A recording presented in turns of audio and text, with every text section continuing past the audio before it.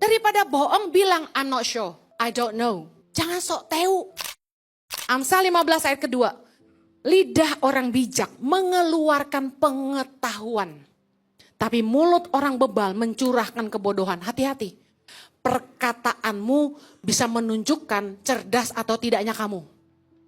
Orang cerdas itu yang keluar dari mulutnya tuh nambah ilmu orang.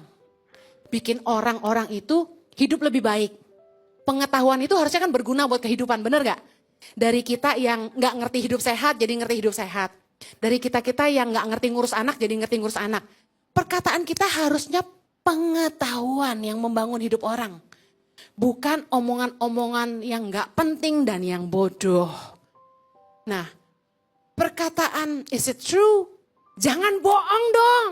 Anak Tuhan kok doyan bohong. Bohong ada yang tipis atau bohong putih. Suka nambahin bumbu cerita. Nah itu bohong loh. Jangan menyampaikan yang tidak benar. Lebih baik Anda bilang saya tidak tahu. Jangan sok tahu. Amin. Daripada bohong bilang I'm not sure. I don't know. Instead of you lying and pretending that you knew everything. Jangan sok tahu. Amen. Ada amin di sini? Yesus berkata dalam Matius 5 ayat 37 sama-sama. Jika ya, hendaklah kamu katakan ya. Jika tidak, hendaklah kamu katakan tidak. Apa yang lebih daripada itu berasal dari si jahat. Yang tukang bohong, kamu lagi diperalat si jahat. Efesus 4 ayat 25. Karena itu buanglah dusta dan berkatalah benar seorang kepada yang lain. Karena kita adalah sesama anggota. Ada yang bagus banget nih. Jangan hidup dengan mulut serong. Amsal 6 ayat 12. Baca yuk. Tak bergunalah dan jahatlah orang yang hidup dengan mulut serong. Yang mengedipkan matanya, yang bermain kaki, menunjuk-nunjuk dengan jari, yang hatinya mengandung tipu muslihat, yang senantiasa merencanakan kejahatan, dan yang menimbulkan pertengkaran.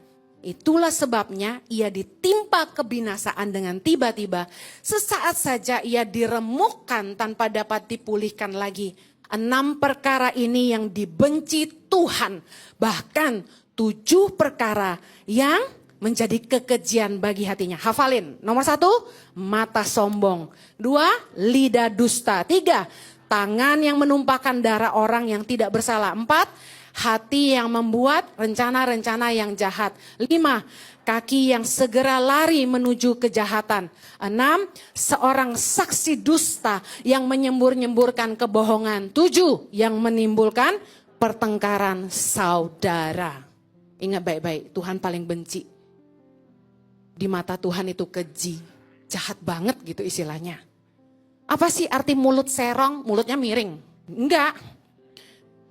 Orang yang mulutnya serong itu suka berkata yang negatif sama orang. Menyakitkan. Suka memutar balik fakta. Suka ngejelekin orang. Suka gosip. Berbicara kasar dan menyakiti. Menyindir orang. Nggak jujur dan suka memfitnah. Ini mulut serong. Jauh-jauh. Jangan begini. Amin. Pulang ini catat khotbah saya ini, kalau bisa tampilin lagi please tadi. Ada nggak ayatnya? Nah, foto bapak-bapak. Demi keamananmu di masa depan. Foto, laminating, bikin poster gede-gede tempel di rumahmu. Serius.